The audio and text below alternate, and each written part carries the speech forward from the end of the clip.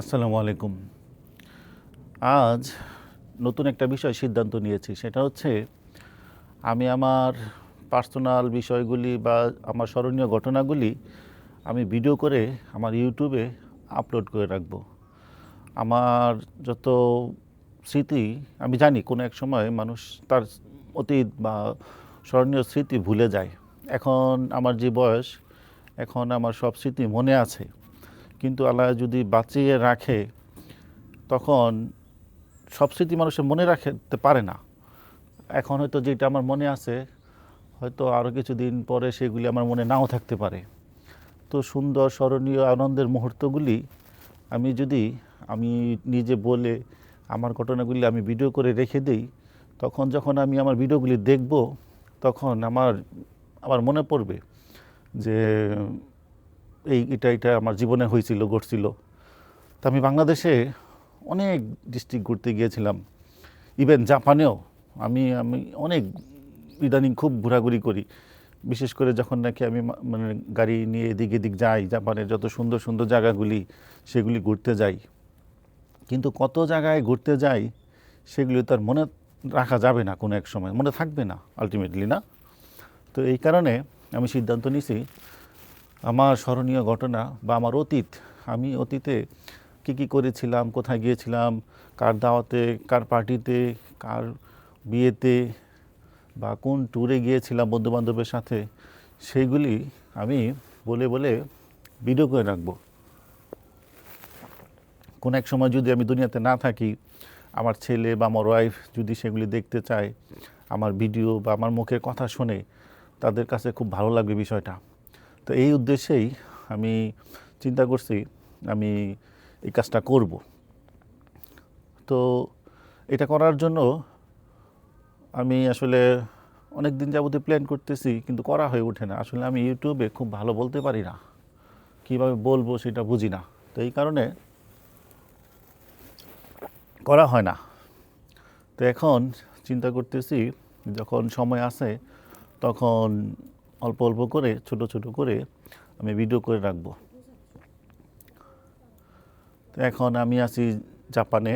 জাপানে এই লোকেশনটা হচ্ছে জাপানের ইবারাকি ডিস্ট্রিক্টের শিমুসুমাশি, এবং এই পার্কের নাম হচ্ছে, এটা একটা পার্ক, এই পার্কের নাম হচ্ছে সোনুমা পার্ক।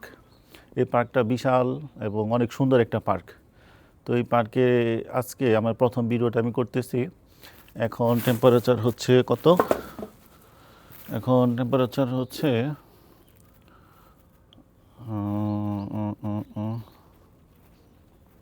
11 degree Celsius.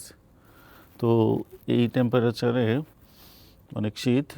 তো চিন্তা করতেছি মাঝে মধ্যে ভিডিও করে আপলোড করে রাখবো। মাঝে মধ্যে ঘুরতে যাই, মাঝে মধ্যে রান্না করি, বা কখন কি করি, বা স্মরণীয় উল্লেখযোগ্য ঘটনাগুলি যদি ভিডিও করে ইউটিউবে রেখে দেই, আমারই এক সময় দেখতে ভালো লাগবে। ছবি যত পুরান হয় বা ভিডিও যত পুরান হয়, দেখতে তত ভালো লাগে।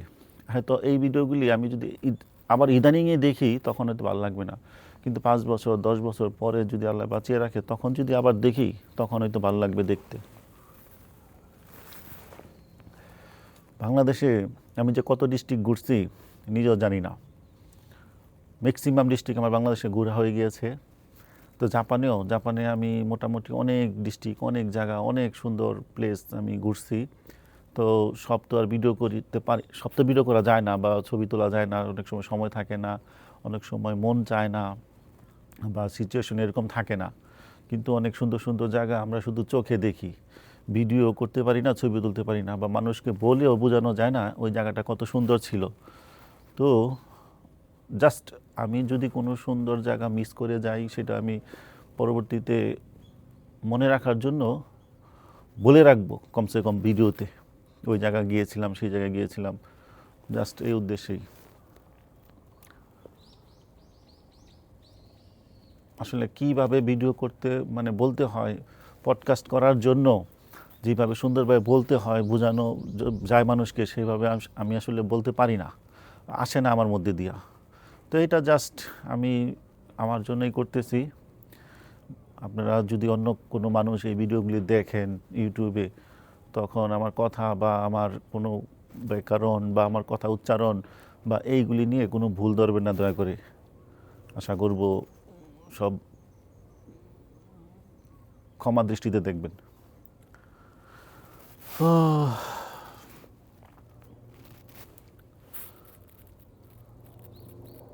তো প্রথম ভিডিও এটা।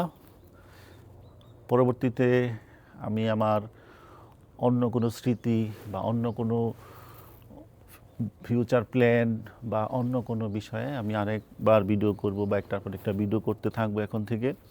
তো আমি আসলে অনেক সময় রান্নার ভিডিও আপলোড করি বা ঘোরার ভিডিও আপলোড করি, বা এটা ঘোরারও না বা মানে কোনো রান্নারও না, এটা ট্যুর মানে নর্মাল একটা ভিডিও, জাস্ট নর্মাল একটা ভিডিও আমি ইউটিউবে আপলোড করব।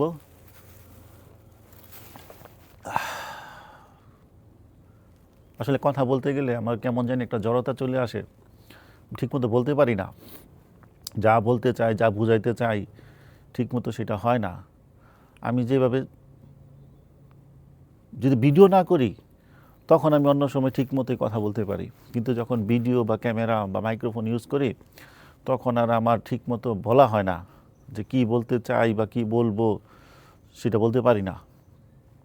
এই বিষয়টা আসলে ওভারকাম করতে হবে, আস্তে আস্তে ঠিক হয়ে যাবে ইনশাল্লাহ। ওকে, আল্লাহ হাফিজ।